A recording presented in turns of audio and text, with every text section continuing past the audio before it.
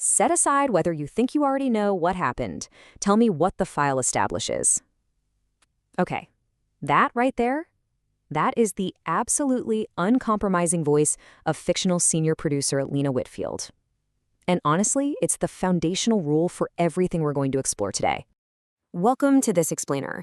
If you've ever found yourself literally obsessed with a true crime docuseries, where you're absolutely convinced you know exactly who did it by the end of episode 2, you are going to love this. We're unpacking a highly engineered 13-day pedagogical simulation called the Cold Case. And look, this isn't just some standard run-of-the-mill lesson plan.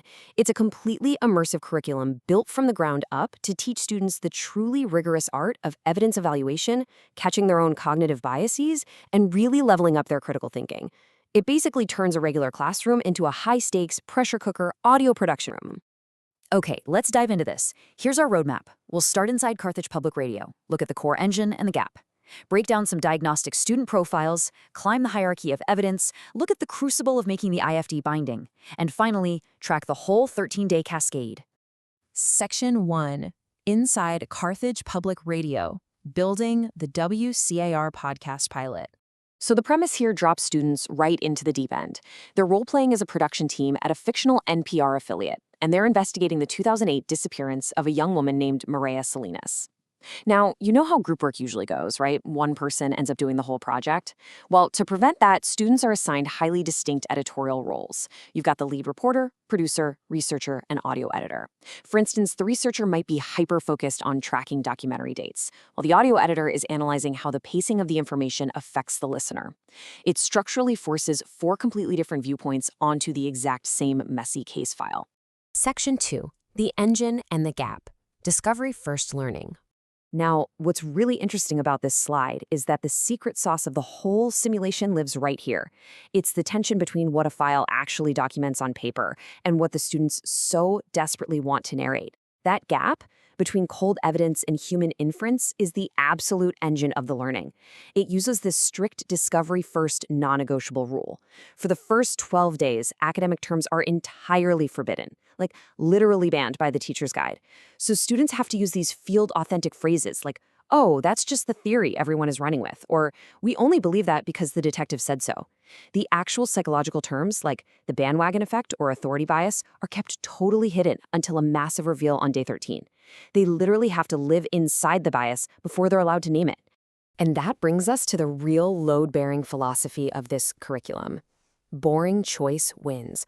Which I know, sorry Hollywood, but methodical evidence evaluation is always going to outscore drama in this room. If a team writes this huge, emotional, dramatic hook assuming a suspect did it, but they don't have the proof, they fail the rubric.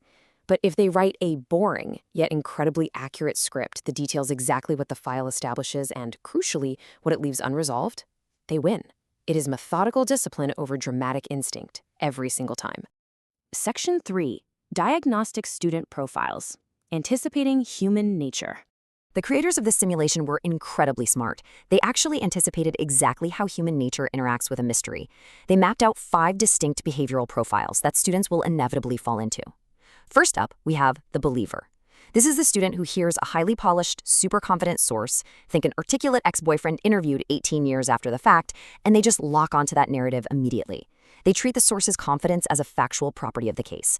So the specific intervention for the teacher here is to pause them and ask, okay, what specifically would make you read that source differently? It forces the believer to realize that polish is just a surface trait, not actual evidence. Next up is the cynic. And we all know someone like this, right? They distrust absolutely every source on principle, mostly because they think constant skepticism makes them look sophisticated. They avoid committing to any read by just endlessly cataloging people's hidden motives. But here's the thing, blanket doubt is not critical thinking. The teacher has to push the cynic to name one specific, factual condition that would actually change their mind, rather than just letting them hide behind a wall of doubt. Then we have the methodical auditor. As you can probably guess, this is kind of the ideal analytical student. They meticulously track documentary changes across time, and they are totally comfortable sitting with provisional reads, meaning they don't rush to judgment. But there is a catch. The simulation warns that they might seriously underestimate the ethical stakes of their final framing decision. They tend to assume that framing is just a downstream writing choice, rather than a heavy ethical call. Profile 4 is the dramatist. Oh man, they love a good story arc. They want to organize all the evidence around this one compelling theory, rather than sticking to the dry documentary record. And look, narrative instinct is a very real, very valuable skill, especially in audio production. But the dramatist has to be reined in. The teacher has to constantly hit them with Lena's foundational question. What is actually documented here versus what are we merely inferring? And finally, the quiet reader. This is the student who often has the absolute best documentary tracking. They annotate perfectly. But in a loud group of 4, they are at massive risk of being structurally talked over. So the curriculum protocols are specifically built to pause the room and hand this student the floor. That way their really vital documentary insights aren't just lost in the noise of their louder teammates. Section 4. The hierarchy of evidence, separating polish from facts. Let's move to and see how this all builds together. To help separate a source's polish from actual facts, students use a really rigorous 5-tier system. Tier 1 is your gold standard, a contemporaneous record like a 2008 police report. Tier 2 is an on-the-record source from that same time, but the trap, the real danger zone, lies in Tier 3, an on-the-record source who is speaking retrospectively, years later. Students will so often hear a beautifully polished 2026 retrospective interview and just accept it as gospel truth. But structurally, because it's only Tier 3, it must be relentlessly tested against those Tier 1 contemporary documents. Section 5. Making the IFD binding, the crucible of commitment. So on what the simulation calls interpretive inflection days, or IFDs, teams can't just sit around and debate. They have to formally commit in writing to one of 3 paths, based strictly on the documentary record. They can choose to integrate, meaning they update their read and explicitly revise prior journals based on new evidence. They can hold and test, where they keep a provisional reading, but, and this is key, they have to write out exactly what would prove them wrong. Or they can dismiss. But here's the catch. Dismiss is a total anti-pattern. If a team just explains contradictions away without truly engaging with them, they tank their critical thinking score on the rubric. So the crucial point is the falsification condition. If a team chooses that hold and test option, they are required to write this sentence. And it has to be specific, documentable, and non-trivial. It can't just be something lazy like, well, if we find a signed confession, no way. It has to be something like, if the 2008 phone records place the suspect's phone in a different county, we revise. This is brilliant because it transforms a mere hunch or a rushed verdict into a scientifically testable hypothesis. Section 6. The 13-day cascade, peak and resolution.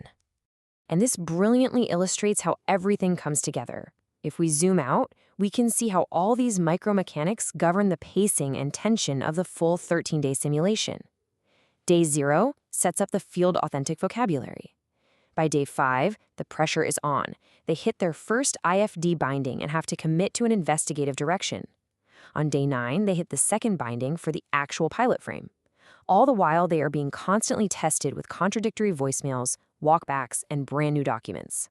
Then, finally, day 13 is the great reveal. That's where the actual cognitive bias research names are finally dropped, and the students get to reflect on how their thinking evolved over the entire 2 weeks. Which leaves us with the ultimate pedagogical lesson of this incredible simulation: developing the discipline to sit with what you cannot prove. So I'm going to leave you with this final provocative thought.